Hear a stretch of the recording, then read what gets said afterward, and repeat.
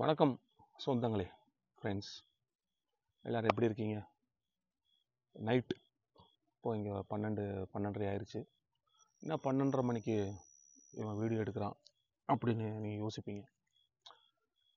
ஆக்சுவலாக இது ஒரு சின்ன பொண்ணோட லைஃப் சம்மந்தப்பட்ட ஒரு விஷயம்னால அந்த நியூஸ் எங்களுக்கு ஜஸ்ட் ஒரு 1/2 1 ஹவருக்கு முன்னாடி தான் அந்த நியூஸ் எங்களுக்கு சரியான நியூஸ், உண்மையான நியூஸ் எங்களுக்கு கிடச்சிது. ஸோ அதை பற்றி கட்டாயமாக வீடியோ போட வேண்டிய ஒரு சூழ்நிலை. இந்த வீடியோ போட்டால் தான் இந்த வீடியோ சம்மந்தப்பட்டவங்க பார்த்து திருந்தக்கூடியதுக்கான வாய்ப்புகள் இருக்குது. ஸோ அதனால தான் அந்த வீடியோ நாங்கள் எடுக்கிறோம். ஸோ நான் இப்போது இருக்கிற ஒரு ஃப்ளாட்டில், நான் அப்பார்ட்மெண்ட்ஸில் தான் இருக்கிறேன் நான். ஸோ அந்த அப்பார்ட்மெண்ட்ஸில் ஒரு சம்மந்தப்பட்ட ஒரு ஃபேமிலி, ஒரு குறிப்பிட்ட ஒரு ஃபேமிலி. ஸோ இப்போ நான் அவங்க பேர்லாம் சொல்லுவேன், ஆனால் எல்லாம் அவங்க ஒரிஜினல் நேம் கிடையாது. ஸோ எல்லாமே நான் வேறு வேறு பேரில் தான் நான் சொல்லிக்கிட்டு இருக்கேன். அதனால் இது அவங்களோட ஒரிஜினல் நேம் கிடையாதுங்கிறது மட்டும்தான் உண்மை. ஸோ அந்த பொண்ணுக்கு வயசு பார்த்திங்கன்னா பிலோ 20 தான் இருக்கும். ஸோ ஒரு லவ் மேரேஜ் பண்ணி அந்த பொண்ணு வந்திருக்கு.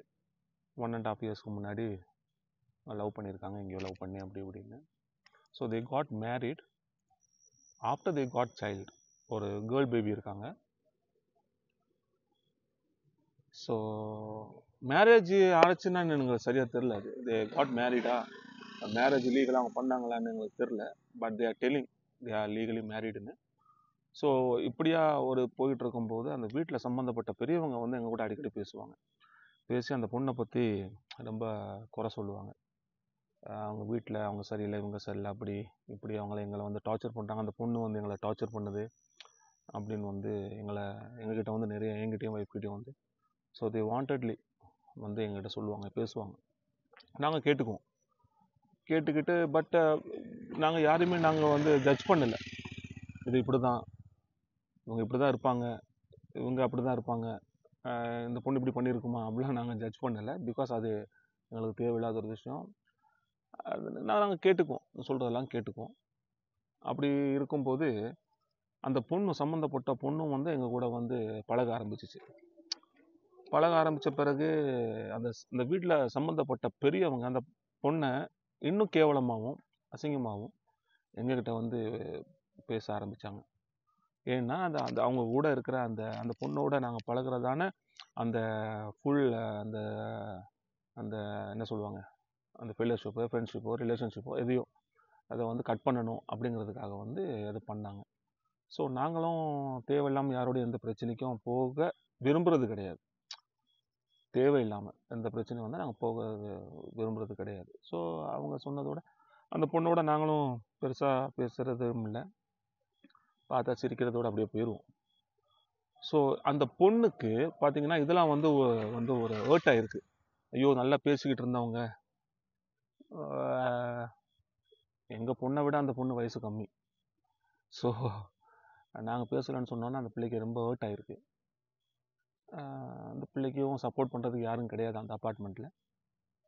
ஸோ நாங்களும் பேசலைன்னு சொன்னோன்னா அந்த பொண்ணுக்கு ரொம்ப ஒரு இதாகிட்டு, என்னடா அவங்களும் பேசலையே அப்படின்னு இருக்கும்போது ரீசண்டாக 2 days or 3 days பேக் அவங்க அந்த பொண்ணு she attempted for a suicide. So fortunately அவளுக்கு ஒன்றும் ஆகலை. நாங்கள் வெளியே இருந்தோம், நானும் ஒய்ஃபும் வெளியே இருந்தோம். ஸோ அந்த டைம் எங்களுக்கு கால் வந்துச்சு, இப்படி உங்கள் வீட்டுக்கு கீழே அந்த பொண்ணு அட்டம் பண்ணியிருக்கிறா அப்படின்னு. ஸோ இம்மிடியட்டாக நாங்கள் ஃப்ளாட்டுக்கு வந்தோம். பார்க்கும்போது அந்த அவங்க வீட்டில் யாரும் கிடையாது.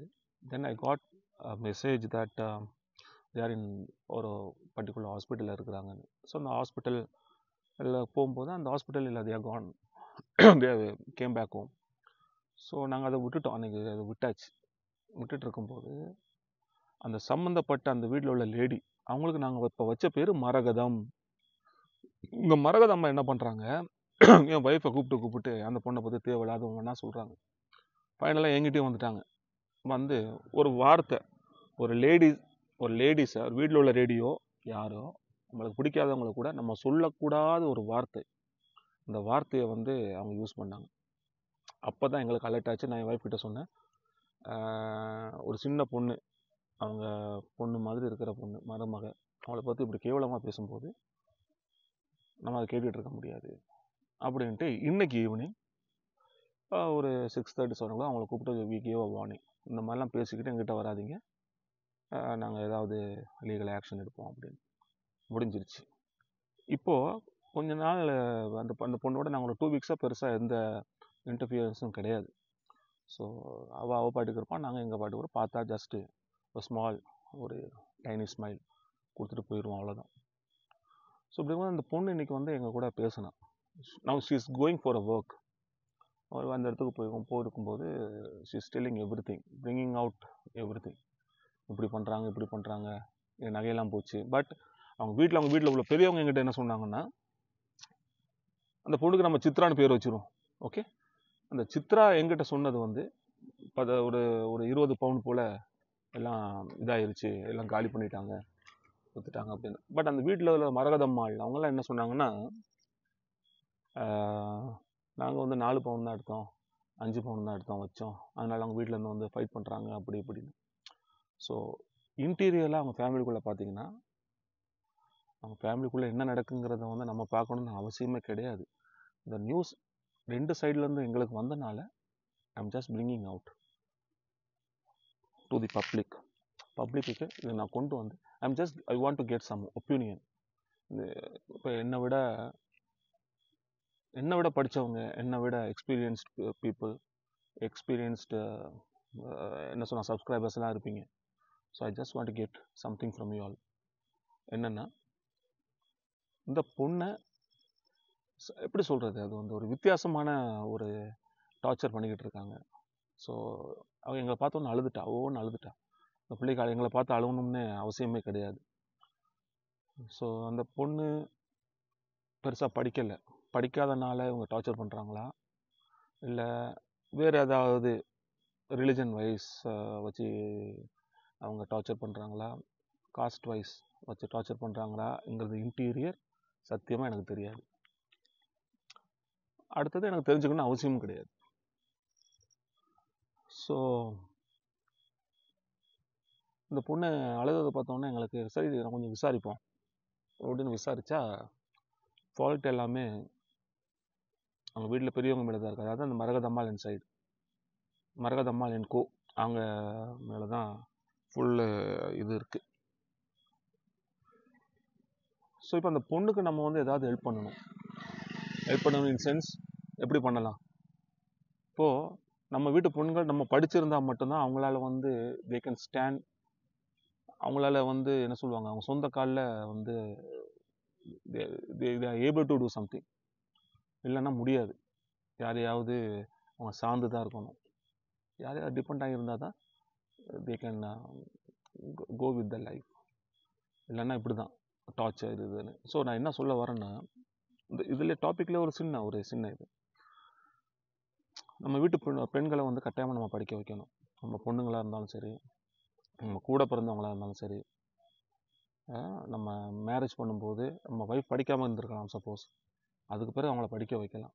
பிகாஸ் நமக்கு நம்ம லைஃப் எப்போ நம்மளை விட்டு போகும்னு தெரியாது. வாங்குகிற மூச்சு விட்டா போச்சு, எப்போ நம்ம லைஃப் நம்ம விட்டு போகும்னு தெரியாது. ஸோ அவங்களுக்கு ஒரு ஸ்டாண்ட்ஸ், அவங்களுக்கு ஒரு லைஃப்பில் வந்து அவங்க வந்து என்னாலையும் வாழ முடியும், ஒரு ஆம்பளை துணை இல்லாமல் என்னால் வாழ முடியும் அப்படிங்கிற ஒரு நம்பிக்கையை அவங்களுக்கு நம்ம உருவாக்கி கொடுக்கணும். அதுக்காக சும்மா நார்மலான ஒரு படிப்பை படிச்சுட்டு ஒரு பேங்க்குக்கு வேலைக்கு போகிறது, இல்லைன்னா ஒரு கம்பெனிக்கு ஒரு கிளார்க்காக போகிறது, அக்கௌண்டண்ட்டாக போகிறது, இப்படிலாம் அதெல்லாம் நான் சொல்லலை. ஆளுமையில் இருக்கணும்.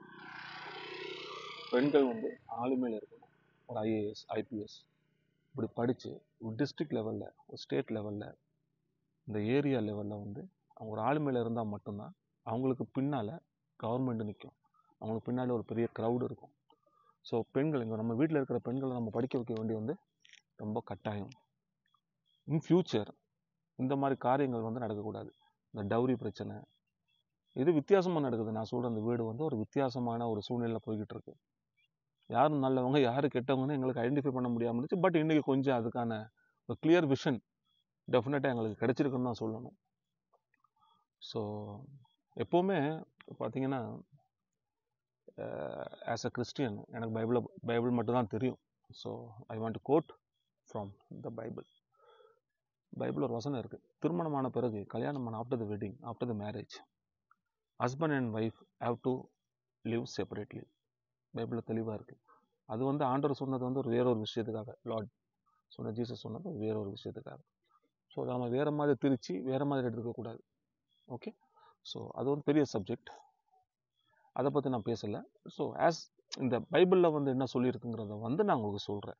After the marriage, once you got married with someone, it's better for you all to live செப்பரேட்டாக இருக்கும்போது அது வந்து உங்களுக்கு வந்து இந்த லைஃப் வந்து இன்னும் பெட்டராக இருக்கும். இந்த கூட்டு குடும்பங்கிற வந்து எல்லாருக்கும் அது செட் ஆகாது. ஸோ நான் கூட ஆஃப்டர் மேரேஜ் வந்து நான் தனியாக தான் இருந்தேன். ஸோ அந்த மாதிரி இருந்தால் வந்து இந்த பிரச்சனைகள்லாம் இருக்காதுங்கிறது வந்து என்னுடைய தனிப்பட்ட கருத்து. ஸோ ஃப்ரெண்ட்ஸ், நான் உங்கள்கிட்ட ஒரு ஹெல்ப் தான் கேட்குறேன். அப்போ நான் வந்து ஆக்சுவலாக அந்த கேர்ளுக்காக, நீங்கள் முஸ்லீம்ஸாக இருக்கலாம், இந்துஸாக இருக்கலாம், புத்திஸ்டாக இருக்கலாம், கிறிஸ்டினாக இருக்கலாம், யாராக இருந்தாலும் உங்கள் கடவுள்கிட்ட நீங்கள் வேண்டுங்க. அந்த பிள்ளையோட லைஃப் வந்து இன் ஃப்யூச்சர் நல்லா இருக்கணும், அவளுக்கு எந்த பிரச்சனையும் இருக்கக்கூடாது. அவளோட அவள் பார்க்குற அந்த பிரச்சனைகள், அவள் ட்ராவல் ஆகிட்டு இருக்கிற அந்த என்ன சொல்கிறது, அந்த ஆகனியான ஒரு மூமெண்ட்ஸ் வந்து, ஒரு சோகமான அந்த ஒரு கஷ்டமான அந்த காலகட்டங்கள் வந்து இனி லைஃப்பில் அவளுக்கு வராமல் இருக்கணும். நம்ம அவளுக்காக நம்ம தெய்வத்துக்கிட்ட நம்ம ப்ரே பண்ணலாம். டெஃபினட்டாக நம்ம prayers will get answered. So டெஃபினட்டாக ஆன்சர் ஆகும். ஸோ அந்த ஆன்சர் வந்து அந்த பொண்ணுக்கு நல்லா இருந்தால் நமக்கும் சந்தோஷம் தானே. ஸோ நம்மளால் ஒரு பொண்ணு, நம்ம ப்ரேயராக ஒரு பொண்ணு நல்லா இருக்காளே அப்படின்னு. இது ஃபுல்லி மொஸ்கிட்டோ. ஸோ நம்ம கிரவுண்டு கிட்ட இருக்கோம், நியர் த ஃப்ளாட். ஸோ இதுதான். ஸோ நம்ம வீட்டு பிள்ளையாக நினச்சி அந்த பொண்ணோட ஒரு விஷயம் பார்த்தீங்கன்னா, இன்னைக்கு அந்த பிள்ளை வந்து எங்கள் கூட பேசிக்கிட்டு இருக்கா. அப்போ நான் அவளுடைய ஹெட்டை இப்படி செஞ்சேன், அழாதம்மா, நீ எங்களுக்கு பிள்ளை மாதிரி தான் அப்படின்னு சொன்ன உடனே, ஷீஸ் ஜஸ்ட் 18, சொன்ன உடனே குபுன்னு அழுதுட்டா. அப்போ அவளுக்கு எந்த மாதிரியான ஒரு ஆறுதல் தேவைப்படுதுங்கிறத வந்து நான் நல்லாவே ஐ அண்டர்ஸ்டூட். பாவம் யாருமே இல்லை. ஸோ முதலாவது நான் போடுற இந்த வீடியோ டெஃபினட்டாக அவங்க வீட்டில் சம்மந்தப்பட்டவங்க எல்லாரையும் பார்ப்பாங்க, நான் நம்புகிறேன். டெஃபினட்டாக பார்ப்பாங்க. இதுக்கு பிறகும் அவங்க சரியான ஒரு ஆக்ஷன், அந்த பிள்ளைக்கு சரியான ஒரு மரியாதையோ சரியான இதோ கொடுக்கலன்னா, டெஃபினட்டாக I will take a legal action. டெஃபினட்டாக எடுப்பேன். ஏன்னா இது வந்து நம்ம லீகலான ஒரு அப்ரோச், ஒரு டீசன்ட் அப்ரோச். ஸோ இன்றைக்கி நம்ம காவல்துறையில் பார்த்திங்கன்னா நிறையா லேடிஸ் வந்து அட்டகாசமாக ஒர்க் பண்ணிக்கிட்டு இருக்காங்க. ஸோ இந்த விஷயத்தை அவங்ககிட்ட கொண்டு போனாலோ இல்லை நம்ம காவல்துறை அவங்கக்கிட்ட சொன்னாலோ இதுக்கான ஆக்ஷனை வந்து டெஃபினட்டாக அவங்க எடுப்பாங்க. அப்படி எடுக்கும் கட்டத்தில் இந்த சம்மந்தப்பட்ட அந்த பெரியவங்க, அந்த மரகதம்மான்னு சொன்னேன்னு, அவங்களோட எல்லா விஷயமும் வெளியே வரும். எல்லாம் வெளியே வந்துச்சுன்னா,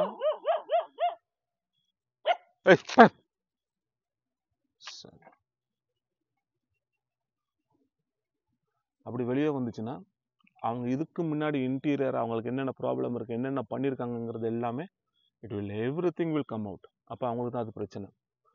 ஸோ நம்ம காவல்துறையில் எடுத்துக்கிட்டாங்கன்னா எல்லாருமே எனக்கு தெரிஞ்சு நிறைய ஜென்யூன் ஆஃபீஸர்ஸ் இருக்காங்க. நிறைய பேர் என் ஃப்ரெண்ட்ஸே இருக்காங்க, நிறைய பேர் இருக்காங்க ஜென்யூன் ஆஃபீஸர்ஸ். இன்றைக்கி இந்த லேடிஸ் போலீஸில் டிபார்ட்மெண்ட்டில் இருக்கிற லேடிஸ் சும்மா கில்லி மாதிரி ஒர்க் பண்ணிக்கிட்டு இருக்காங்க. ஸோ இதெல்லாம் அவங்களுக்கு போச்சுன்னா they will really take a severe action against that family. So எல்லா இடத்துலையும் எல்லாருமே கெட்டவங்க கிடையாது, எவ்வளோ நல்லவங்க நம்மளை சுற்றி இருக்கிறாங்க. ஆனால் நம்ம கண்ணுக்கு படுறது கெட்டவங்க. ஏன்னா நம்ம ஸ்பிரிட் அந்த மாதிரி ஒரு ஸ்பிரிட்டில் இருக்கும்போது அந்த மாதிரி ஸ்பிரிட்டில் இருக்கிறவங்க தான் நம்மளை வந்து காண்டாக்ட் பண்ணுவாங்க. ஸோ ஒரு 100 பேர் இருக்காங்கன்னா டெஃபினட்டாக ஒரு 98-99% நல்லவங்க தான் நம்மளை சுற்றி இருப்பாங்க. நம்ம அந்த ஒரு ஆளை பார்த்துட்டு நம்ம ஒட்டுமொத்த சரௌண்டிங்ஸையும் நம்ம வந்துட்டு கெட்டவங்கன்னு சொல்ல முடியாது. என்னை பொறுத்தவரை என்னை சுற்றி இருக்கிறவங்க எல்லாருமே நல்லவங்க தான். ஸோ அந்த மாதிரி அந்த பொண்ணுக்கு இனி வர காலங்களில் நல்லவங்களா ஒரு நல்ல ஒரு சரௌண்டிங்ஸ், நல்ல ஒரு என்வாயர்மெண்ட் அவளுக்கு வரணுங்கிறத நம்ம மனசில் வச்சு அவளுக்காக ப்ரே பண்ணுவோம். டெஃபினட்டாக அந்த வீடியோ பார்த்த பிறகு, வீடியோ முடிஞ்ச பிறகு உங்கள் வீட்டு பொண்ணாக நினச்சா அந்த பிள்ளைக்காக ஒரு ஜஸ்ட்டு ஒரு 10 செகண்ட்ஸ் கூட நம்ம போதும் ப்ரே பண்ணலாம். அது உண்மையாக ப்ரே பண்ணும்போது டெஃபினட்டாக த prayer will be answered one day very soon. So அதுக்காக அந்த பொண்ணுக்காக நம்ம ப்ரே பண்ணிக்கலாம். அண்ட் இந்த மாதிரி ஆனவங்களுக்கு நம்ம என்ன மாதிரி சஜஷன்ஸ் நம்ம கொடுக்கலாம்? இப்போ நான் தான் முதல்ல சொன்ன மாதிரி என்னோட படித்தவங்க நிறைய பேர் இருக்கிறீங்க, என்னோட எக்ஸ்பீரியன்ஸ்ட் லைஃப்பில் எக்ஸ்பீரியன்ஸ்டு பிரதர்ஸ் சிஸ்டர்ஸ் இருப்பீங்க. So please share your opinion, thoughts, அதெல்லாம் நீங்கள் கூட வாட்ஸ்அப்பில் ஷேர் பண்ணுங்கள். அந்த பொண்ணுக்கு நம்ம எந்த மாதிரி ஹெல்ப் பண்ணலாங்கிறத, அதுக்கும் மீறி அவங்க செய்யும்போது அடுத்த கட்ட நடவடிக்கையாக லீகலாக we will take a legal action. So friends, இது வரைக்கும் உட்காந்து இந்த வீடியோ பார்த்ததுக்கு ரொம்ப நன்றி, ரொம்ப தேங்க்ஸ். அண்ட் சொந்தங்களே, மீண்டும் அடுத்த வீடியோவில் சந்திப்போம். Bye bye, take care.